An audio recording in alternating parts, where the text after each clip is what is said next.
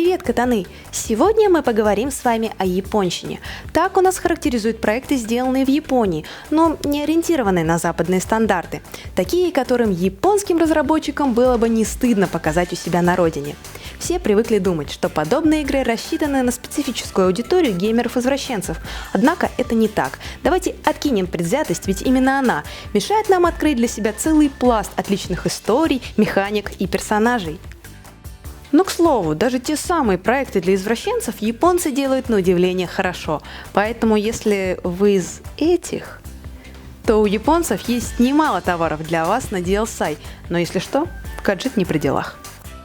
Японские игры у нас не сильно популярны, и на то есть весомые причины. Для начала сделаем небольшое разграничение. Есть японские игры, ориентированные на западную аудиторию. Это Dark Souls, Resident Evil, Devil May Cry, Nier Automata, ну и Tekken в конце-то концов. Критики обмазываются этими проектами, выставляют им 10 из 10, выдавая народу как своеобразные шедевры. А есть японский геймдев, состоящий из игр, выходящих вначале на родине рамена, а только через год доползающий до нас. Они малоизвестны, имеют только английскую локализацию, а лично вы просто где-то там о них слышали. Вроде звучит интересно, но руки не доходили. Именно про такие игры я сегодня расскажу вам. Это подборка 5 проектов, по моему мнению, действительно достойных вашего внимания. Они различны по жанрам, нарративу, специфике и сюжета, но прекрасны. В них не нужно долго разбираться, а наоборот, они захлестывают вас и открывают ныне неизвестный мир. Считайте это, как после родного доширака заварить аутентичную японскую лапшу, странно выглядящую внешне и даже немного пугающую, но осознать, что именно ее ты искал всю жизнь. Только после этой лапши не зазнавайтесь и не смотрите на любителей игрового доширака, как эти коты. Что, если я скажу вам, что красивая для своего времени 3D-графика, адекватная смена дня и ночи, полностью активный NPS со своим внутренним распорядком дня – это все достижения одной игры, выпущенной в 1999 году на Dreamcast, еще задолго до GTA 3. И имя этой игре Shenmue – история великого убийства, которое тянется вот уже 19 лет. Да-да, если вы думаете, что ждать третий Half-Life 14 лет долго, то тогда вам стоит поучиться выдержке у фанатов Shenmue, ждущие как хатика своего хозяина третью часть серии с 2001 года. А началось все еще в 1997 году, когда молодой японский геймдизайнер Ю Судзуки решил сделать самую дорогую игру своего времени на Dreamcast. Ее бюджет был $70 миллионов, и это в 1997 году, Карл. Тогда еще о таких суммах в индустрии мечтать не могли, но потраченные ресурсы того стоили. Shenmue действительно была революционной. Она стала родоначальником нового жанра Open World, того самого, который вы так любите в GTA. Именно в этой игре появились побочные активности, такие как сходить в зал аркадных автоматов и поиграть в бокс на специальной машине, потренироваться во владении джиу-джитсу, да и в принципе составить себе распорядок дня. Кстати, именно в Shenmue появились QTE. По сюжету мы играем за молодого 18-летнего парня Рё, ставшего свидетелем смерти своего отца. Его убили и ограбили некто Ланди. Собственно, вот и весь сюжет – найти убийцу отца.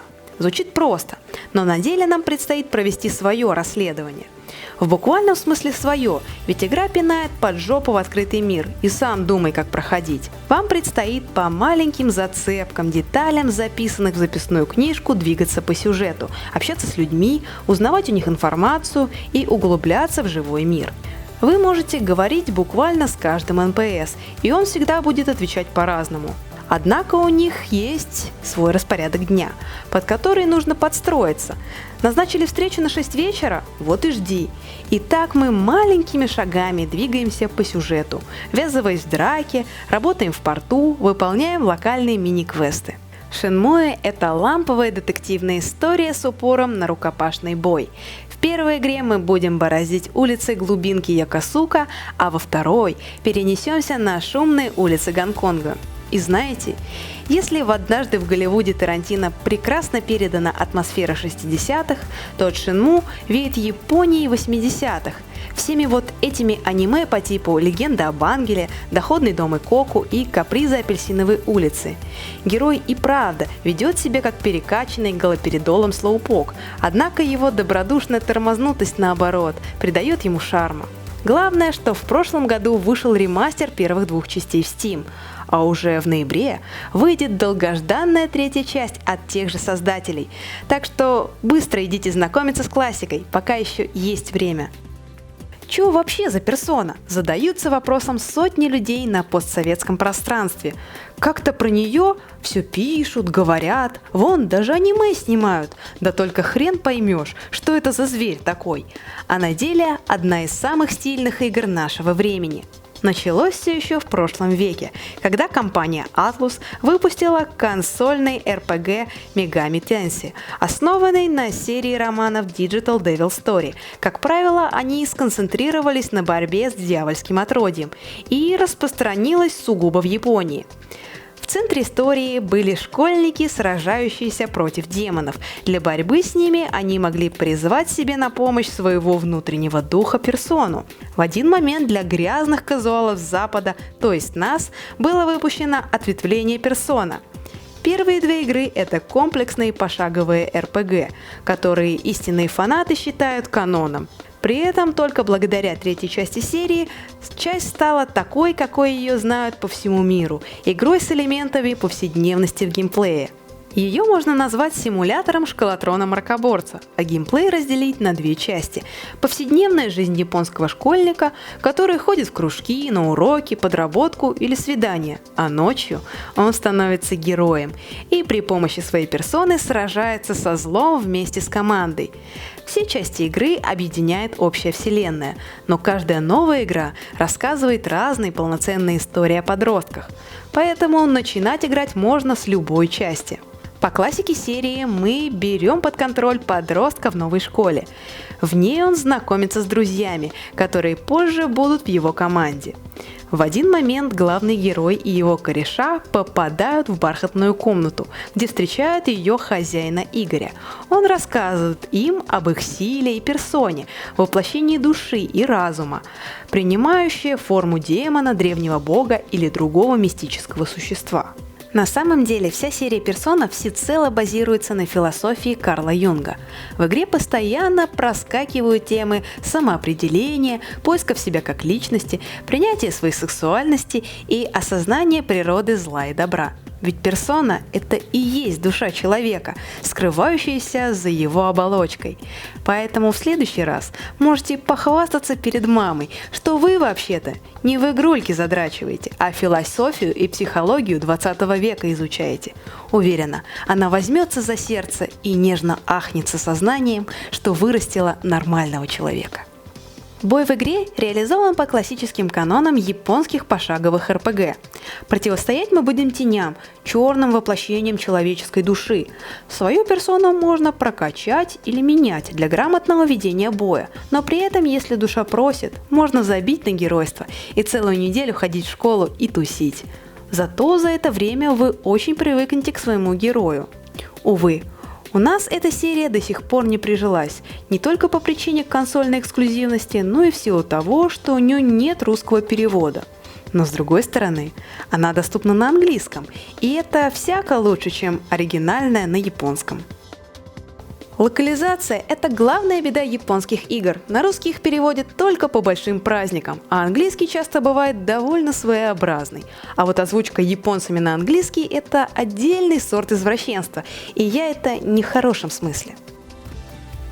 Эх, Якудза – это просто сёнэн мечты, настоящее восхождение героя, причем настолько японское, что вы будете прямо чувствовать аромат японщины в самых лучших традициях аниме. При этом вы получите прекрасную историю и удивительный геймплей, хоть местами и трэшовый, но это игра, которая не перестает вас удивлять. Так вот, помните Shenmue и огромную паузу почти в 20 лет?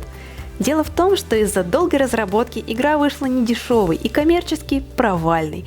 Студия потерпела финансовые убытки и ее прикрыли. И вот Тосихиро Нагасаки, геймдизайнер игры, взял самое сочное Shenmue и создал неповторимую серию Якудза, чьи ремейки Sega выпускает на ПК и PS4 прямо сейчас. Назвать игру GTA из Японии вполне логично, но совсем неуместно. При всей своей схожести в концепции, это совершенно разные игры. Якудза – рассказ о судьбе члена японской мафии, в котором также собраны элементы повседневности, огромная куча локальных историй и присыпка из гротеска. По классике, каждая игра делится на два режима – приключение и бой. Я бы разбила ее по такому соотношению – 40 рукопашного боя, 40 разговоров и 20 побочных активностей. Где-то с кем-то поговорили, где-то с кем-то подрались, и это два основных столпа, на которых держится игра. Вас может отпугнуть процентное соотношение разговоров и непосредственно геймплея, однако все просто идеально сочетается и не дает тебе заскучать. Главный герой всей серии – Кадзуму Кюрю. С ним мы будем проходить долгий путь настоящего якудзы, придерживаясь определенных моральных устоев героя. Хоть он преступник, Кюрю постоянно контрастирует с другими якудза, которые совершают преступления ради денег, власти, секса, жадности и других пороков, стимулирующих преступность. Готовьтесь к японской преступной драме с пафосным снятием рубашек и выкрикиванием имен своих противников по 10 раз. Чем еще может похвастаться серия, так это точным воссозданием центральных районов Токио, Осаки, Нагоя, Фукуока, остров Окинавы и Рюку. Попадая в них, ты понимаешь, да, это именно та Япония, которую увидел на ютубе, по телеку или в аниме. Побочные активности в якудзе – это отдельный вид искусства. Скучно? Го в караоке петь японские хиты. Черт, да хоть бейсбол, дартс, пул, маджонг, гастротур, казино, клуб аркадных автоматов от Sega или дискобар. Чтобы вы понимали, это единственная игра на моей памяти, где ты можешь пойти в видеосалон, смотреть легкую эротику, а твой герой в этот момент сделает что-то неприличное. Да, здесь есть даже долбанный менеджмент в кабаре и уход за младенцем. Как тебе такое, Илон Маск? И кроме активностей и сюжета, есть еще и побочки. И это маленькие локальные истории о любви, дружбе, геройстве и временами абсурде. И, наконец-то, вторая главная вещь. Драки, они просто восхитительны во всем и выполнены, как в классическом индийском боевике, где ты можешь взять одной рукой мотоцикл и избить им противника. У игры грамотный геймдизайн, она всегда подкидывает вам что-то новое и удивляет. Must-have катаны. Начинать играть стоит с приквела Якудза 0, а после этого переходить на ремейки первых частей с подзаголовком «Кавами». Если вы мечтали прожить жизнь как настоящий якудза, петь в караоке, играть в маджонг и пафосно срывать рубашку, то это игра для вас. Как ты понимаешь, у Каджита она и есть, но я тебе ее не продам, зато с радостью продаст Sony. Кардинально сменим вектор нашего разговора с преступников, переключившись на блюстителей закона. Ведь настало время поговорить о самом первоклассном адвокате, которого только можно найти на просторах восточной видеоигровой индустрии. Phoenix Wright Ace Attorney – это серия визуальных новелл о молодом адвокате, любящем кричать как ненормальный «Objection». Да, катаны, вы все правильно услышали. Визуальная новелла – это там, где читать много надо и на пару кнопок тапать. Но оно того стоит, ведь Ace Attorney – это прекрасный набор историй с кучей гэгов и крупным сюжетом.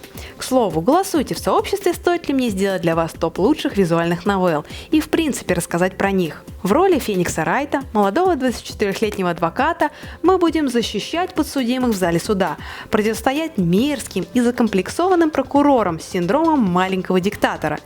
Геймплей каждого дела состоит из двух частей. Мы находим улики, общаемся с свидетелями, подозреваемыми, а второе – само судебное заседание, больше похожее на фарс с криками, клиффхенгерами и неожиданными поворотами. Все персонажи, как ваши клиенты, так и свидетели, гиперболизированы. Вот вам сердитая, токсичная старушка, зовущая прокурора «Пусичка Эджвард-Тусичка», или вот вайфу, косящая под няшу, а в душе сатана. Сам перекрестный допрос свидетелей – очень занятная вещь, ведь вы должны искать противоречия в их словах, опираясь на улики или блефуя. Но главная прелесть – никогда не знаешь, как закончится заседание. Казалось бы, все кончено, вы проиграли. Как вдруг Феникс вскрикивает «Objection» и требует пригласить в качестве свидетеля для допроса попугая. Если все истории о прохождениях Феникса Райта вышли как ремейк Phoenix Wright Ace Attorney Trilogy, и если вы хотите на несколько дней уйти самую смешную, крутую историю, в которой нужно думать, то это ваш выбор. Это та самая новелла без фан-сервиса, акатрусов и хентая. Так бывает, но она стоит того, чтобы ее пройти. А закрывает наш список игра, в которой мы будем говорить с вами на взрослые темы. Катерина не стесняется поднимать вопросы кризиса среднего возраста и семейной жизни, но при этом остается немножко трэшовой. Наш герой Винсент сталкивается с тем, что его девушка Кэтрин – серьезная карьеристка, постоянно давит на него и подталкивает к замужеству и семейному сожительству. Винсент, в свою очередь, не уверен, что это именно то, чего он хочет от жизни. Он зависает в баре с друзьями, которые, увы, никак не могут ему помочь. Ведь один в разводе, второй плевать хотел на подобное, а третий вообще в отношениях серьезных не был. И вот, после очередных посиделок Винсент встречает в баре девушку, просто идеал и свою мечту. Они напиваются до беспамятства, и на следующее утро Винсент просыпается и видит ее в своей кровати.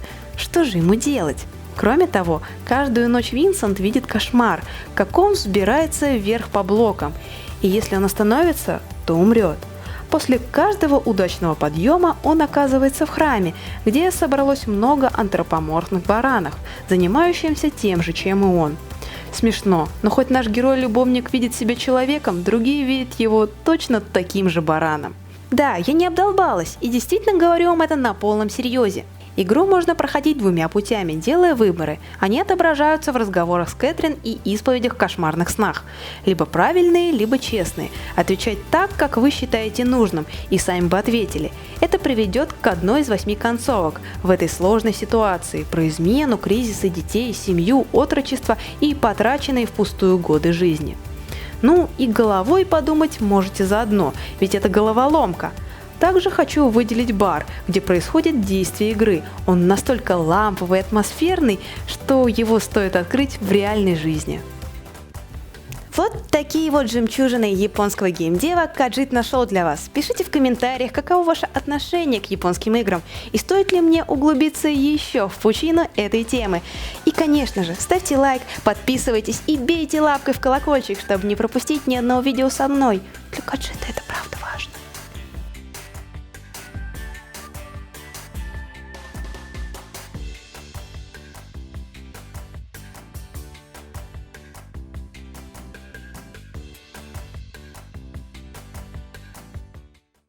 Только извращенцы услышат этот текст. Извращенцы, извращенцы, извращенцы. А ты слышишь?